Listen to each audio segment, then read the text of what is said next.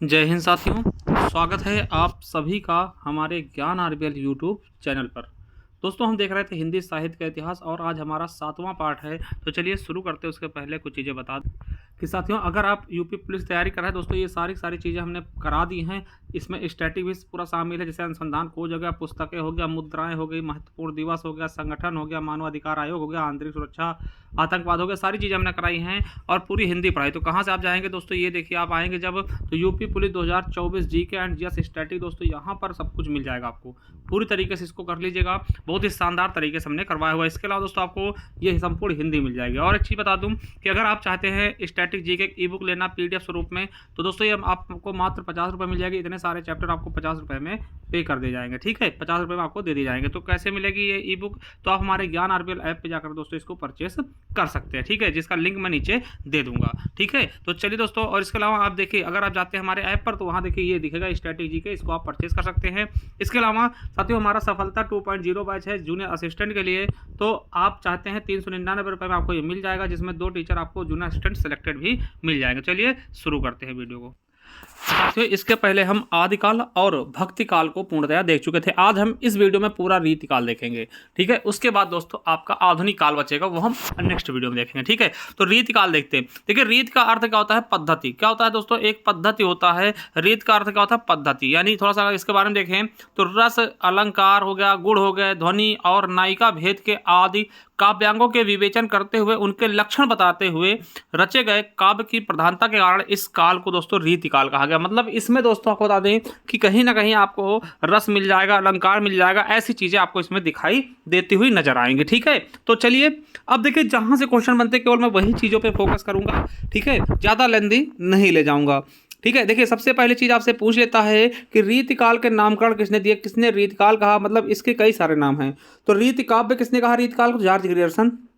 वही George Grierson है, आप पता होगा, जिन्होंने सबसे पहले काल विभाजन किया था हिंदी का, ठीक है, 11 भागों में बांटा था, ठीक है, ये भी आपको याद रखना है। अलंकृत काल किसने कहा दोस्तों रीतिकाल को? तो मिश्र बंधुओं ने इसे अलंकृत काल नाम दिया, ठीक है। वहीं दोस्तों रीतिकाल किसने कहा था? आचार्य रामचंद्र शुक्ल ने, और सबसे ज्यादा मान्यता वाला है। श्रृंगार काल किसने कहा? तो किसने? आचार्य विश्वनाथ प्रसाद मिश्र जी ने, ठीक है। कला काल किसने कहा? तो राम शंकर गुप्ता शुक्ल ने।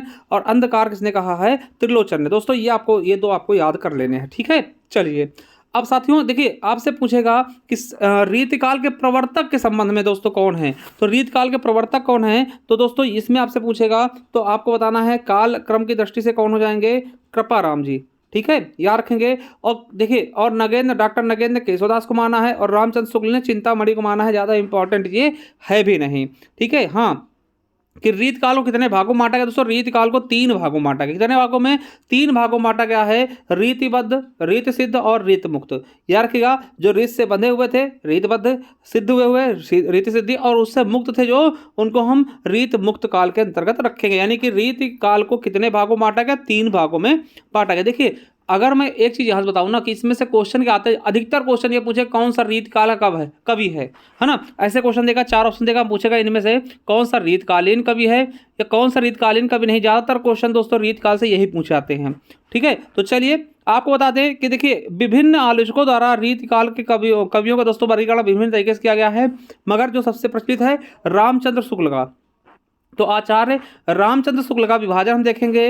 रामचंद्र शुक्ल जी ने रीतकाल को 2 भागों में विभाजित किया है, ठीक है। कितने भागों में? 2 भागों में दिया है। पहला है रीत ग्रंथ काल, जिसमें दोस्तों 57 कवियों का उल्लेख है। दूसरा दोस्तों अन्य कवि, ठीक है। तो ये चीजें हैं। अब उसके बाद दोस्तों विश्वनाथ प्रसाद जी ने दोस्तों इसको 3 भागों में बांटा है ना कहीं दोस्तों इनका सही भी है, ठीक है। तो दोस्तों विश्वनाथ प्रताप जी ने कितने भागों में? 3 भागों में बांटा, जो हम बता चुके हैं, रीतिबद्ध, रीत सिद्ध और रीत मुक्त। दोस्तों ये क्वेश्चन पूछा था कि कौन से कवि रीतिकालीन हैं। तो रीतकालीन कवियों के नाम आपको याद रखना, जैसे केशवदास हो गए, सेनापति जसवंत सिंह, मतीराम देव बहुत पूछता है, भिखारी दास पद्माकर। और बिहारी दोस्तों सबसे मस्त अगर कवि पूछे, सबसे प्रचलित कवि पूछे रीतिकाल के, तो आपको बिहारी का नाम जरूर याद रखना, ठीक है। बिहारी हो गए शेख आलम, घनानंद ठाकुर, रसखान, बोधा और द्विज। दोस्तों ये बहुत इंपॉर्टेंट हैं, तो इनके नाम याद रखें दोस्तों। कुछ नाम आपको रीतकालीन में बता दे रहा हूं दोस्तों, उनके जरूर नाम याद रखने हैं। जैसे आपका ठीक है, केशवदास हो गया, मतीराम, देव, भिखारी दास, उसके अलावा बिहारी तो सबसे इंपॉर्टेंट है।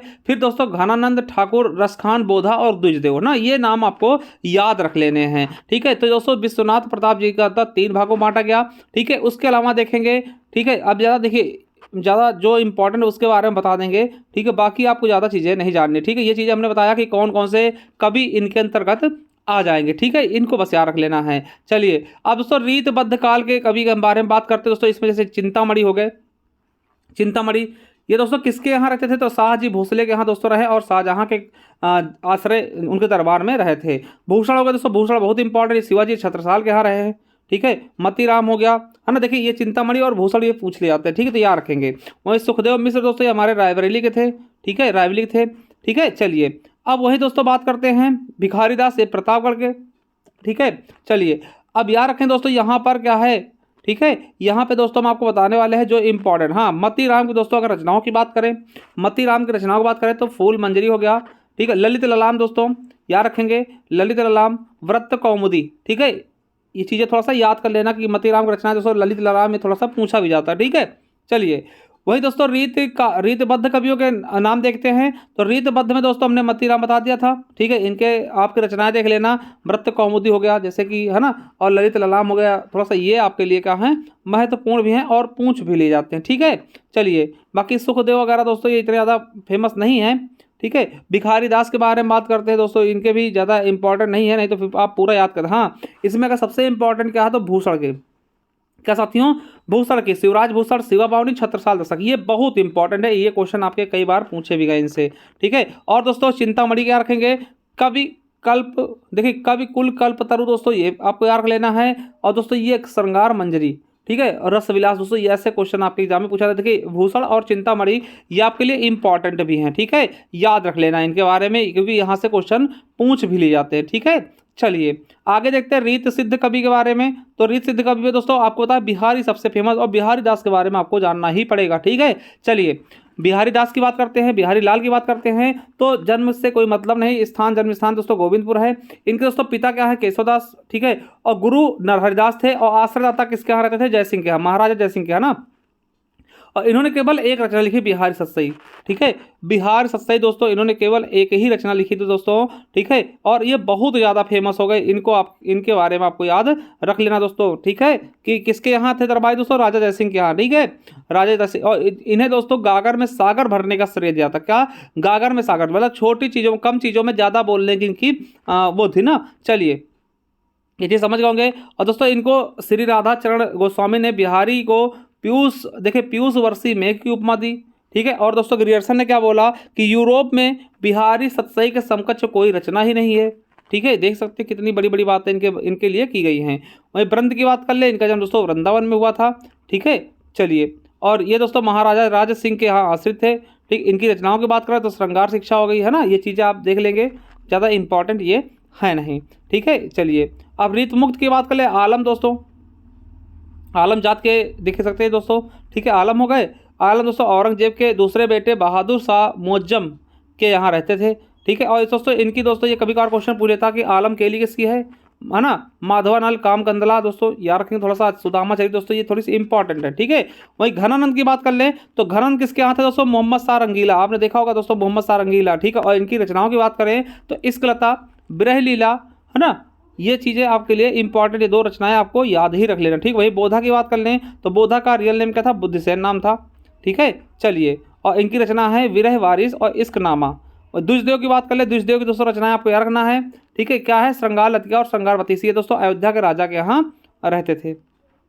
ठीक है, तो ये साथियों आपका आज हमने रीतकाल देख लिया। देखिए रीतकाल से ज़्यादा क्वेश्चन नहीं आते हैं, मेरा विश्वास करिएगा। खास करके हमने 2-3 जो कवि के बताए थे उनके बारे में आपको याद रख लेना, चाहे आपका, है ना, जो भी कवि हमने कवि के बारे में बताया। और ज़्यादातर दोस्तों आपसे कवि पूछेगा कि कौन सा रीतकालीन कवि नहीं है, अधिकतर क्वेश्चन मैंने यही देखा है। और दोस्तों बिहारी सत्सई आपको पता है ये सबसे इंपॉर्टेंट रचना है इसकी। ठीक है, तो चलिए अगर आपको अच्छा लगे दोस्तों तो चैनल सब्सक्राइब कर लीजिएगा, बाकी आपकी इच्छा है, जैसा चाहे वैसा कर सकते हैं। थैंक यू, धन्यवाद। अगर अच्छा लगे तो कमेंट बॉक्स में खुला है। Thank you.